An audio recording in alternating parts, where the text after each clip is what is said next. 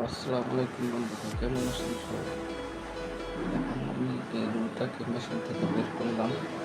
এখন এই রুলটাকে মার্কিং করব। এটা একটা সিঙ্গেল জার্সি রুল, এটা ন্যাকড়া ছাড়া।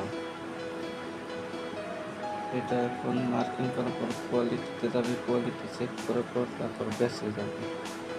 ব্যাস থেকে এটাকে সুইং করে, সুইংয়ের পর ডাইংয়ে যাবে, তারপর ফিনিশিংয়ে যাবে, তারপর এটাকে টুকরো টুকরো করে গার্মেন্টসে পাঠানো হবে। ধন্যবাদ সবাই।